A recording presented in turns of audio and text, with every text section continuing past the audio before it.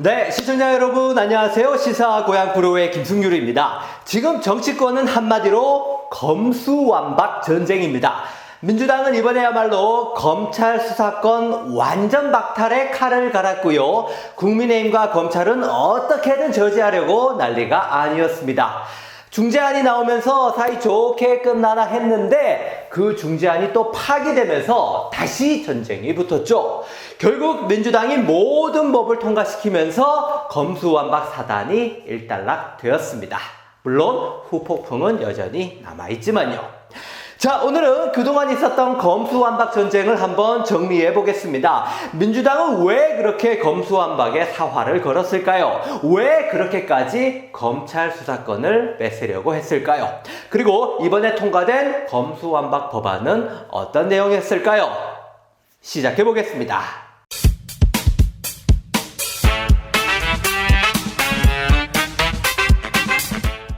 자, 이번에 이 사단이 난 이유는 검찰 권한 중 하나인 수사권 때문입니다.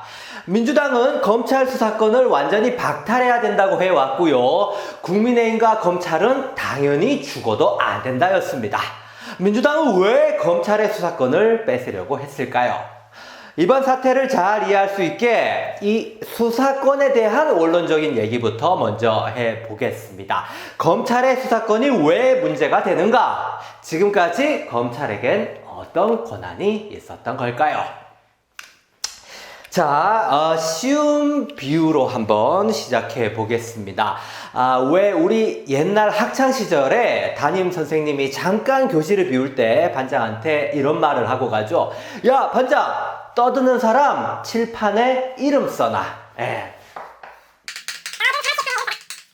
자, 그럼 반장은 이제 학생들이 떠드나 안 떠드나 지켜보게 됩니다. 담임쌤한테 그런 권한을 받았으니까요. 그렇게 반장은 선생님이 없는 동안 몇몇 이름을 칠판에 썼습니다. 자, 여기에 적힌 학생들은 이제 선생님이 돌아오면 혼이 날 수도 있겠죠. 물론 운이 좋으면 그냥 넘어갈 수도 있고요. 그건 선생님 마음에 달렸습니다. 자, 그런데 담임쌤이 돌아오더니 이 칠판을 보고 이렇게 얘기합니다. 야, 반장!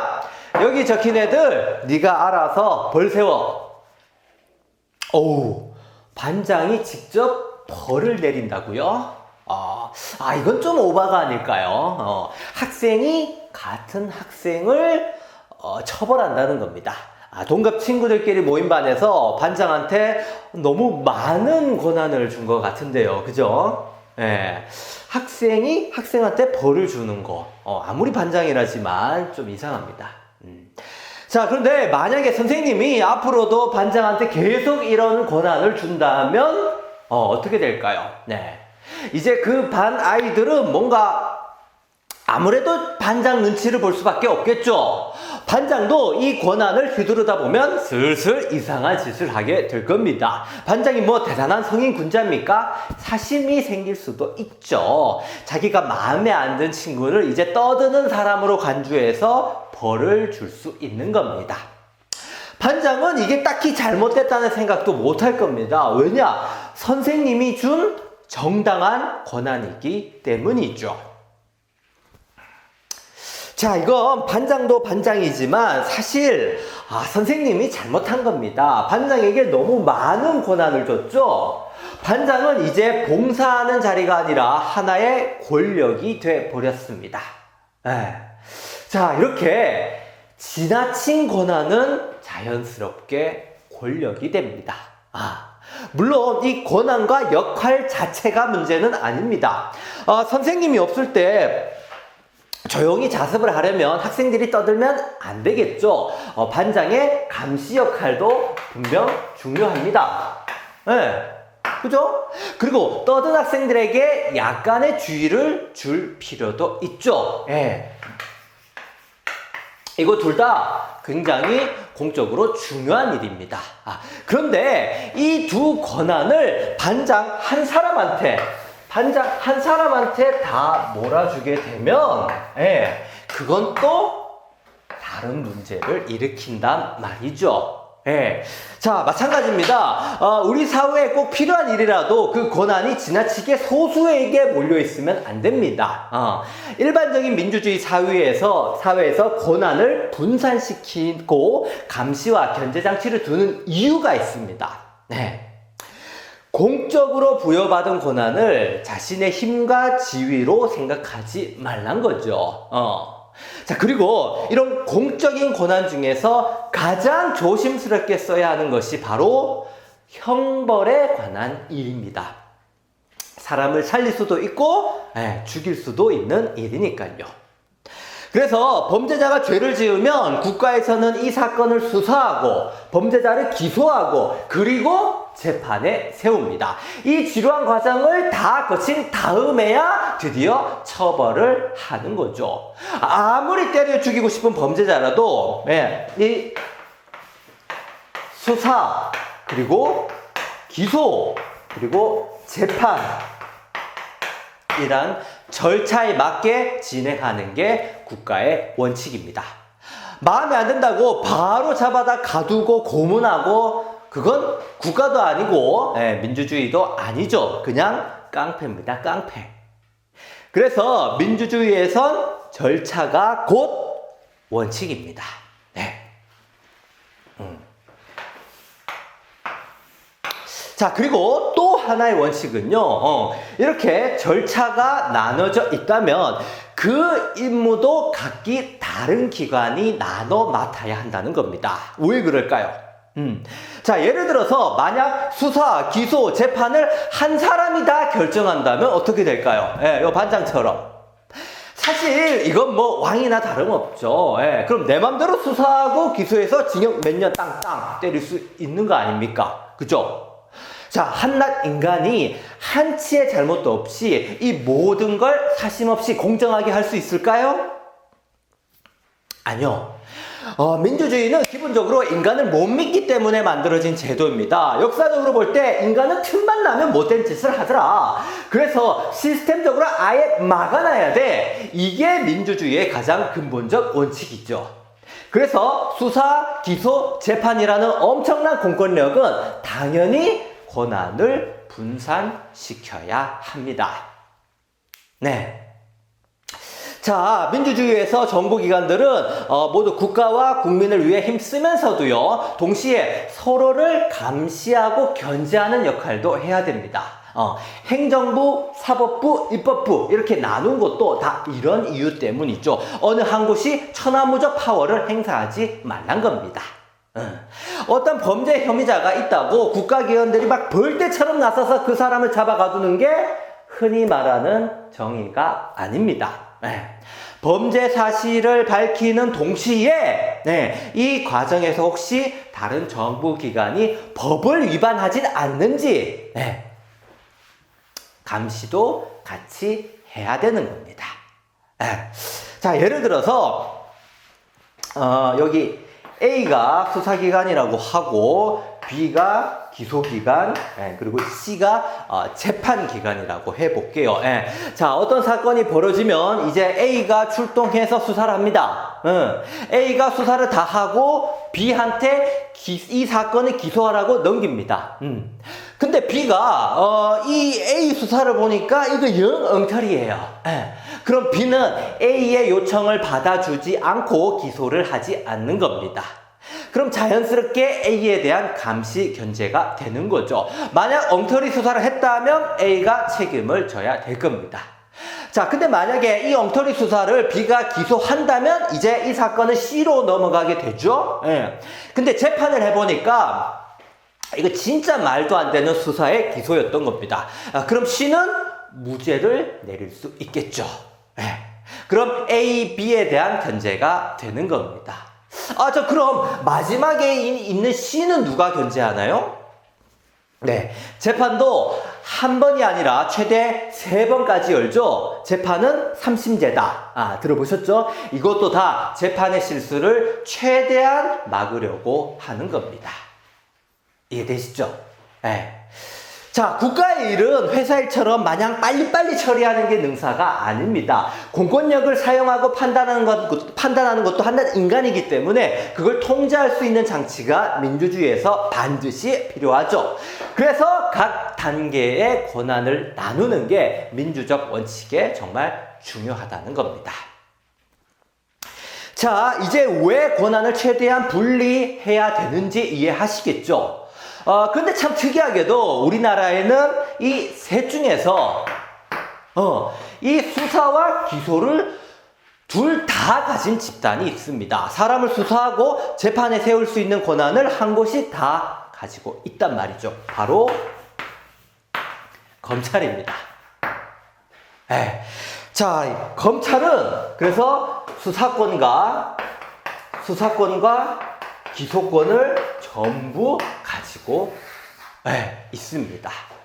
이 둘을 다 갖고 있기 때문에 흔히 벌어지는 검찰 비리가 생기는 겁니다.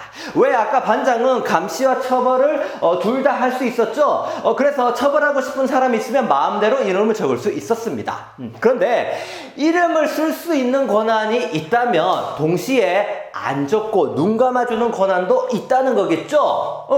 마찬가지로 처벌도 할 수 있고 안 할 수도 있다는 겁니다. 이 모든 게 반장 마음대로입니다. 자, 근데 문제는 반장이 자기 마음대로 이런 권한을 휘두르는 게 아니라는 거죠. 바로 선생님이 그 권한을 줬습니다. 그죠? 예. 자, 검찰도 마찬가지입니다. 검찰은 누구를 수사할 수도 있고 기소할 수도 있고요. 또 반대로 누굴 수사하지 않을 수도 있고 기소하지 않을 수도 있습니다. 예, 왜냐? 수사권, 기소권 둘 다 갖고 있으니까요. 그래서 검찰은 지금껏 어떤 특정한 사람들에게 유독 사랑받아 왔습니다. 죄를 지은 사람은 반성보다 일단 검찰을 먼저 찾아가면 됩니다. 누군가에게 없는 죄를 덮어 씌울 때도 검찰의 힘을 빌리면 됩니다. 검찰이 이걸 둘 다 할 수 있기 때문이죠. 그럼 이런 부탁을 하는 특정한 사람들은 누굴까요? 이런 부탁을 하는 걸로 봐서 분명 착하고 선량한 사람들은 아닐 겁니다. 그죠? 자, 근데 이것도 검찰이 뭐 맨날 초월적인 권한을 행사해서 이러는 게 아니라는 겁니다. 단지 법에 명시된 합법적인 권한을 쓰는 건데도 그런 사람들한테 인기가 많은 겁니다. 그럼 뭐가 문제일까요? 법이겠죠. 그럼 법을 고쳐야겠죠. 그래서 이 법을 고치기 위해서 지금 이 소동이 벌어진 겁니다. 문제의 원흉은 검찰 개개인이 아니라 바로 법 그 자체였던 거죠. 자, 지금부터 검찰과 경찰 간의 수사권이 어떻게 조정이 되어 왔는지 한번 알아보겠습니다. 여러분도 아시다시피 경찰도 수사를 합니다. 아니, 오히려 검찰보다 더 많이 합니다. 사실 수사 건수만 놓고 보면 경찰이 검찰보다 압도적으로 많아서 비교가 안 됩니다. 검찰이 직접 하는 수사는 전체에서 한 1%나 될까요? 근데 왜 검찰 수사권이 문제라는 걸까요? 이미 경찰이 더 많이 하고 있다면서요. 혹시 집에 강도가 들었는데 검찰이 정장 딱 입고 출동한 거 본 적 있습니까? 없죠? 경찰이 옵니다. 자, 이렇게 흔히 일어나는 보통의 사건, 사고는 경찰이 다 수사하고 처리합니다. 그럼 이런 거는 검찰이 못하나요? 아니요, 할 수 있습니다. 좀 더 정확하게 말하자면 검찰은 이런 사건들을 그냥 경찰이 처리하게 냅둡니다. 그러니까 검찰이 이런 것도 직접 수사할 수 있지만 굳이 그렇게까지 하진 않는다는 거죠. 뭐 이런 사건쯤이야 그냥 경찰에게 맡긴다는 겁니다. 자, 그럼 검사는 무슨 수사를 하냐? 바로 굵직굵직한 사건들만 수사하는 겁니다. 우리가 흔히 뉴스에서 보는 큰 사건들은 검찰이 나서는 거죠.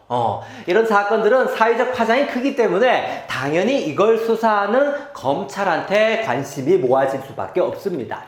세간의 이목이 검찰에 쏠리는 거죠. 만약 경찰이 먼저 한 수사여도 검찰이 야 그거 우리한테 넘겨 라고 지시할 수 있습니다. 그럼 경찰은 꼼짝없이 넘겨줘야 되죠. 자, 이런 게 바로 수사권의 파워입니다. 자, 그러니까 수사권의 진짜 힘은 사건을 얼마나 많이 맡냐가 아닙니다. 어떤 사건을 맡을 수 있냐가 진짜 핵심인 거죠. 지금 검찰이 이렇게 난리치는 이유는 모든 사건을 자기들이 다 맡고 싶어서 그러는 게 아닙니다. 어떤 사건을 맡을지 결정할 수 있는 권한을 절대 놓기 싫은 거죠. 어떤 사건을 쥐고 있느냐가 곧 힘이기 때문입니다. 자, 이렇게 검찰이 지금까지 쭉 모든 수사 권한을 갖고 있었습니다. 지금까지 역사 2019년까지는 모든 수사권을 다 가지고 있었습니다.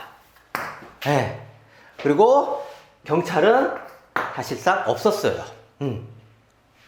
그런데 얼마 전에 수사권의 일부를 검찰이 경찰한테 넘겨주게 되었습니다. 물론 자기들이 원해서 그렇게 된 건 아니고요. 법이 바뀌면서 강제로 뺏겼습니다. 자, 혹시 2019년 패스트트랙 전국이라고 기억하시나요? 그 왜 국회의원들이 오랜만에 국회에서 몸싸움하고 실랑이 벌였던 적이 있었죠? 그때 공수처도 생기고 국회의원법, 선거법도 바뀌었는데요. 이때 같이 통과된 게 바로 검찰 수사권 일부를 조정하는 법이었습니다. 자, 이때 법 때문에 지금껏 검찰이 다 가지고 있었던 수사권이 경찰로 일부 넘어갔고요. 그러면서 경찰은 이제 검찰한테 이래라 저래라 잔소리 안 듣고 자기들이 직접 수사할 수 있게 됐습니다. 이 경찰의 수사 권한이 좀 더 보장된 거죠. 2019년 패스트트랙 전국대 검경 수사권 조정이 일부 있었습니다. 자, 제가 지금 계속 일부라고 말하고 있는데요. 일부. 그러니까 수사권이 다 넘어간 건 아니고 말 그대로 여기서 조금 넘어갔다는 소리입니다. 다시 말해 이때 법이 통과되고도 여전히 검찰의 수사권이 남아 있었다는 말이죠. 남아있는 수사권은 검찰도 예전처럼 계속 수사를 할 수 있었다는 겁니다. 자, 이때 남은 범죄가 뭐냐면요. 바로 자, 하나씩 써볼게요. 경제, 그리고 부패, 그리고 선거, 그 다음에 공직자, 그 다음에 방위사업, 그리고 대형 참사범죄. 그러니까 경제, 부패, 선거범죄, 공직자범죄, 방위사업범죄, 대형 참사범죄 이렇게 6개입니다. 이 6개 빼고는 경찰한테 수사권이 전부 넘어갔고요. 검찰은 이 6개에만 수사권이 있었습니다. 그래서 일부 수사권 조정이라고 말한 겁니다. 자, 그럼 이번에 민주당이 추진했던 완전 박탈은 뭘까요? 완전 박탈. 그러니까 이번에 2012년도에 민주당이 추진하려고 원래 계획을 가지고 있었던 완전 박탈. 말 그대로 검찰이 가지고 있는 이 6대 범죄 수사권마저 죄다 여기 경찰로 넘기겠다는 겁니다. 그래서 완전 박탈이었죠. 자, 그러니까 6대 범죄 수사권까지 완전 박탈해서 이제 검찰한테는 기소권만 남기겠다는 거죠. 경찰이 그러면 모든 수사권을 가지게 되는 겁니다. 경찰이 모든 수사를 맡고 경찰은 수사 내용을 보고 기소 여부만 결정하는 거죠. 그럼 검찰은 이제 기소 전문 기관이 되면서 결국 수사, 기소, 재판이 모두 분리가 되는 겁니다. 이해되시죠? 자, 이 처음에 민주당이 시작했던 이 민주당 원안, 이 검수완박 법안이 검찰개혁의 피날레였기 때문에요. 사방에서 저항과 반대의 목소리가 장난 아니었습니다. 뭐 검찰이야 당연히 말할 것도 없고요. 민주당 내부에서도 반대 목소리가 끊이질 않았습니다. 민주당도 느긋하고 여유 있는 상황이 아니었죠. 국민의힘의 필리버스터를 막으려면 다른 의원들의 협조가 필요했고 또 국회의장의 도움도 절실했습니다. 그러니까 어떻게든 이 법을 통과시키려면 여러 군데 설득 작업을 좀 해야 됐던 거죠. 까딱하면 못할 수도 있었단 말입니다.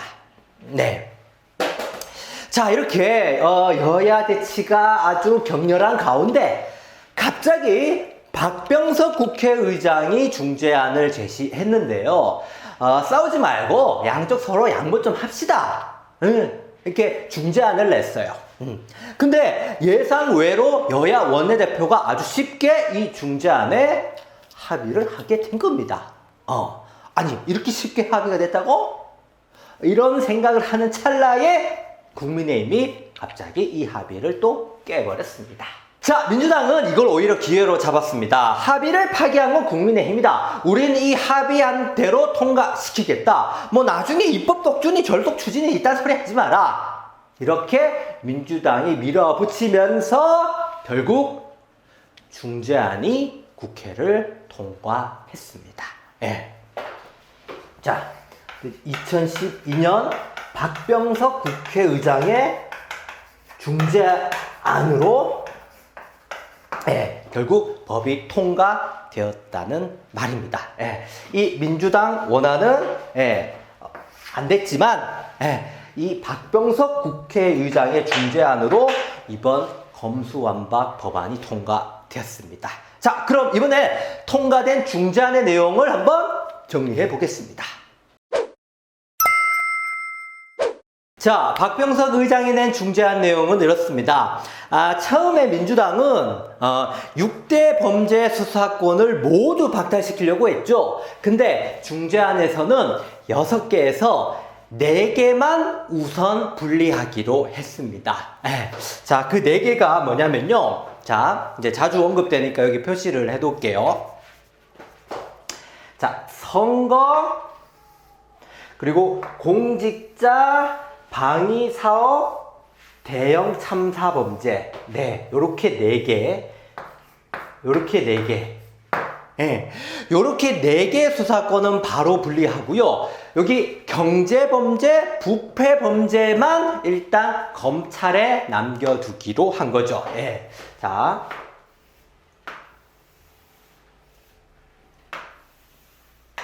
이해되십니까? 자, 그러니까 민주당 원안은 6개 바로 박탈이었습니다. 근데 중재안에서는 양보 좀 해가지고 자, 여기 2개 경제 부패만 남기고 일단 요 4개 선거 공직자 방위 사업 대형 참사 범죄 이 4개만 일단 우선적으로 분리하자는 겁니다. 검수완박이 6개 완전 박탈하자고 하니까 중재안은 그러지 말고 일단 4개만 먼저 하고 요 다음 2개는 그 다음에 하자 이거죠. 그래서 이 중재안을 이른바 검수덜박이라고 부르더군요. 박탈하긴 하는데 좀 덜한다는 뜻이죠. 자, 이 완박에서 덜박이 된 중재안을 좀 더 자세히 살펴보겠습니다. 자, 일단 요 4개 수사권은 바로 박탈됩니다. 그럼 이제 남은 두 개 수사권은 어떻게 될까요? 자, 1차적으로, 네. 경제 부패만 남겨두고 4개는 다 경찰로 보냅니다. 자, 그럼 경제랑 부패는 어떻게 될까요? 검찰이 영원히 가지고 있을까요? 아닙니다. 이 2개는 천천히 차차 넘긴다가 되겠습니다. 자, 뭔 말이냐면요. 여야 합의안에는 이런 내용이 있었습니다. 국회에 사법개혁특위를 설치한다. 자, 이 사법개혁특위가 뭐냐면요. 바로 중대범죄수사청이라는 조직을 새로 만들기 위해서 설치하는 특별기구입니다. 중대범죄수사청. 수사를 전문으로 하는 무슨 한국형 FBI를 만들겠답니다. 줄여서 중수청이라고 하죠. 자, 사법개혁특위를 만들어서 중수청을 새로 신설하겠다. 이겁니다. 자, 여야가 사법개혁특위에서 중수청을 어떻게 만들지 논의하고요. 최종적으로 중수청 만드는 법도 통과시키는 겁니다. 자, 이렇게 중수청을 만든 다음에 나머지 2개 수사권도 완전 박탈시키겠다는 겁니다.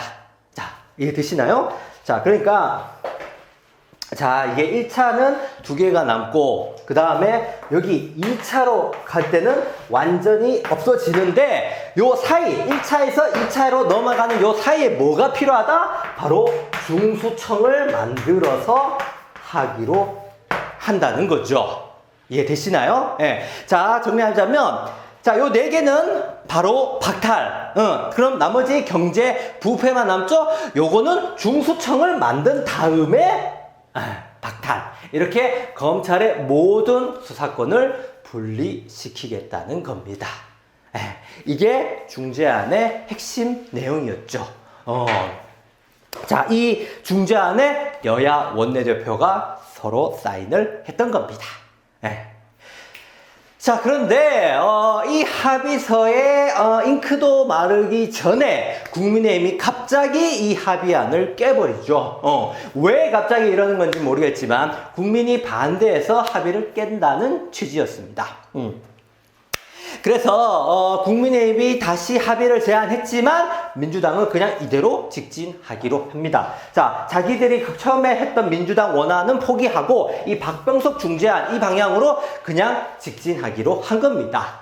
여야가 합의한 상황이니까 우린 이대로 추진하겠다. 정치적 명분은 아무래도 합의를 이행하는 민주당 쪽에 더 있으니까요. 네. 자, 이제부터 이 국민의힘은 이걸 막으려고 온갖 전략을 다 동원합니다. 필리버스터 전략을 쓰는데요. 근데 이번 필리버스터는 어째 좀 짧게 끝나는 것 같지 않았습니까? 옛날에는 막 몇 날 며칠 밤새서 하고 그랬잖아요. 그죠? 그건 민주당이 이 필리버스터를 막기 위해서 본회의를 쪼개는 전략을 썼기 때문입니다. 네.